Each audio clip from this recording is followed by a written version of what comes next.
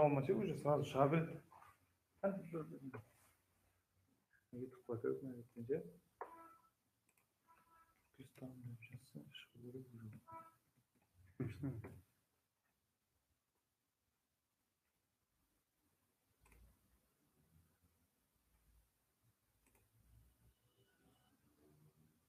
Уже бұл бар, да?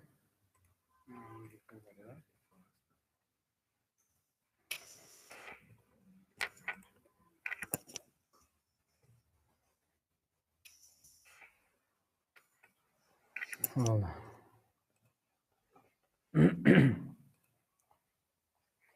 Evet.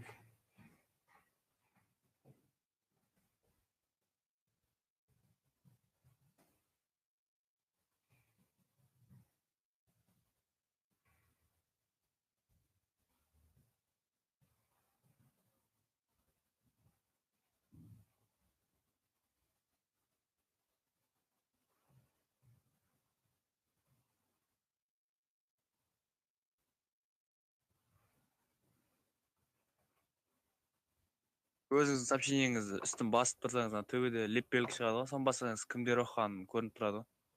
Содан көресің іште жатқан ба жалпы ше.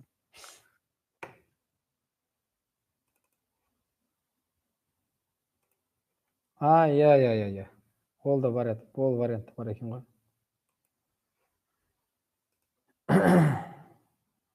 Тікелей эфирге қосылғандар бар ма? Қосылыңыздар.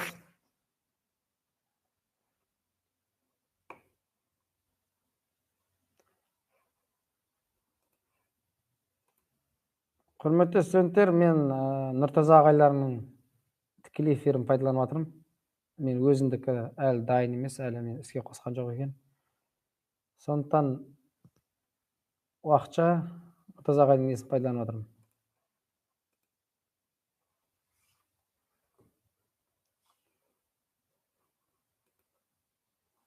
Мен даусым жақсы естіліп тұр ма, студенттер? Масканы шешіп тастайық. Дауыс анық естілу үшін.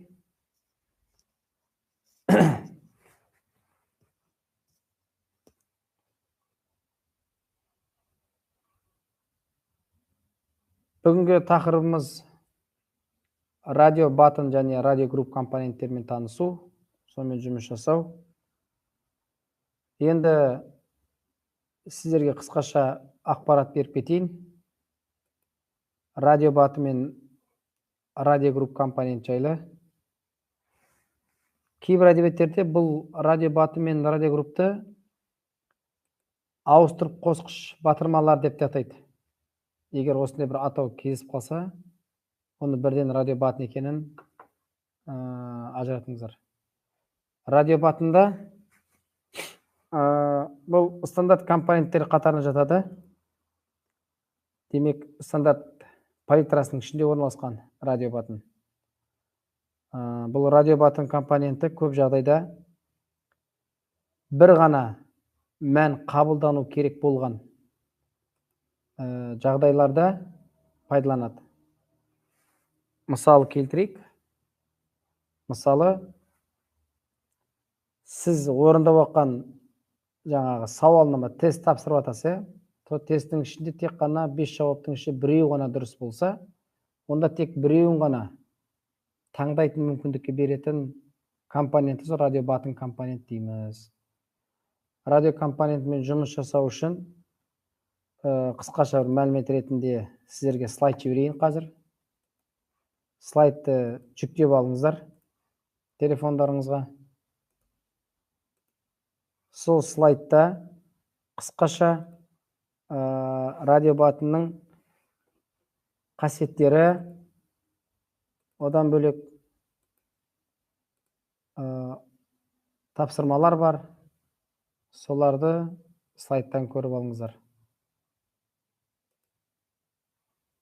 Бізде топта тағы кім келді? Жаңадан қосылғандар бар ма? Менің жазған, жіберген хабарландыруларымды оқыған студенттер. Нұргелді. Нұргелді неге демей отырсың? Несібелі бар. Алихан бар. Нұргелді, тыңдап отырсың ба, естіп отырсың ба?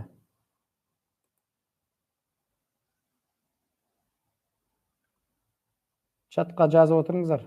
ютубтағы чатқа жазып отырыңыздар.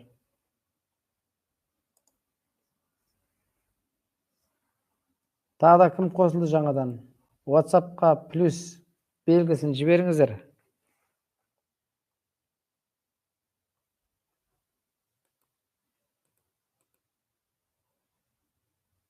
Нұрбол қосылды. Сабақ, Нұрбол, бүгін сабақтың тақырыбы радио батын және радио групп компоненттермен жұмыс жасау.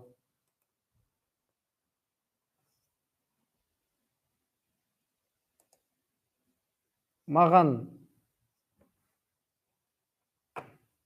так Нұрбол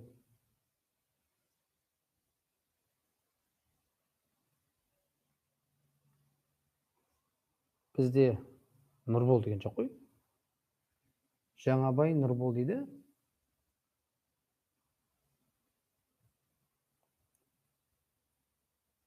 Жаңабай Нұрбол деген кім?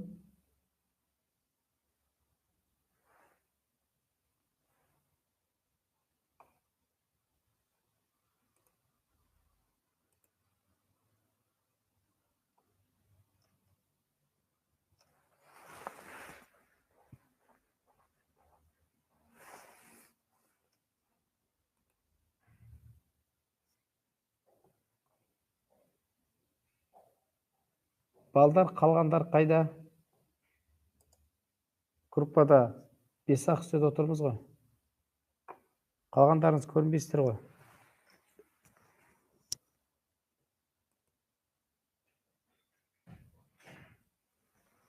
Жарайды.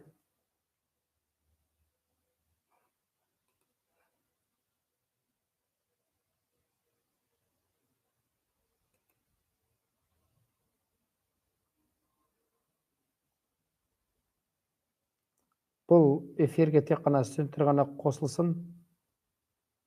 Нұрбол, ренжімесең, бұл чат неге кірмей ақ қой.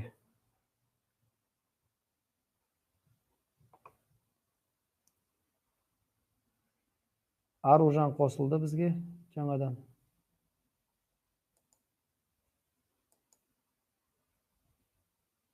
Аружан. Аружан бағана белгілеп қойған екен ғой.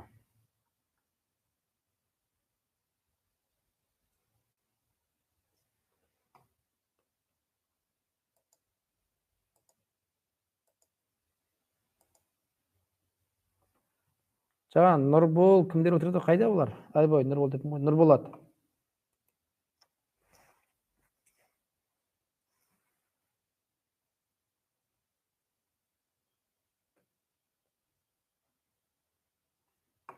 Кеше Нұрбол, бұл кім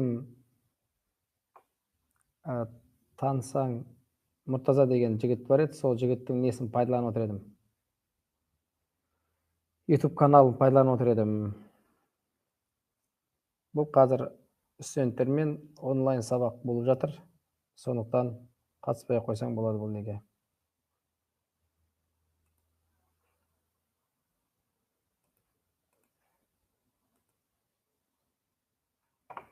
Слайдты жүктеп алдыңыздар ма өздеріңізге?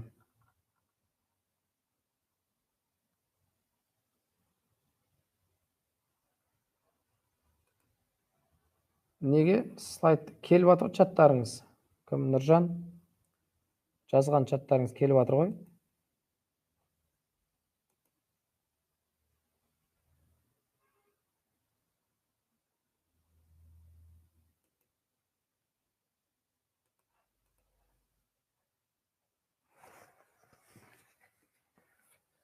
Сіздерге қазір мен өзімнің жасаған видеоролигін жіберемін.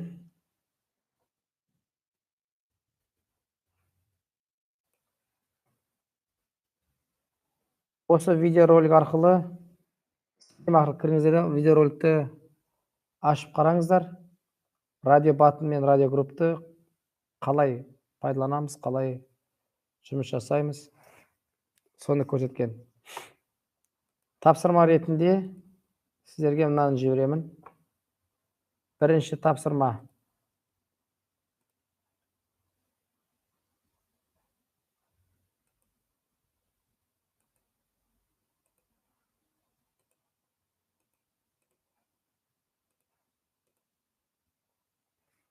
Жоба.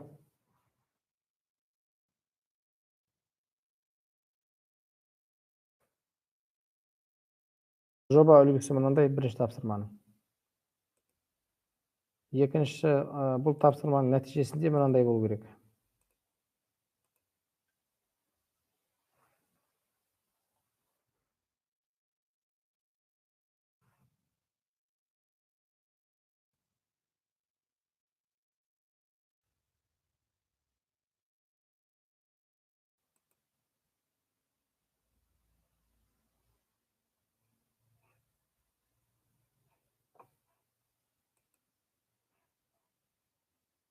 Тапсырмаларын жібердім. Бірінші тапсырма.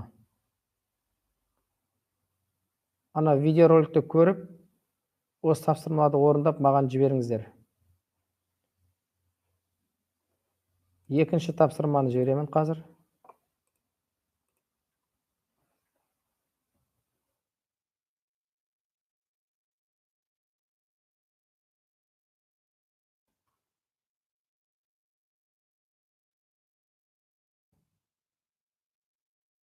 Жоба үлгісі осындай болады. Нәтижесі мынандай болады.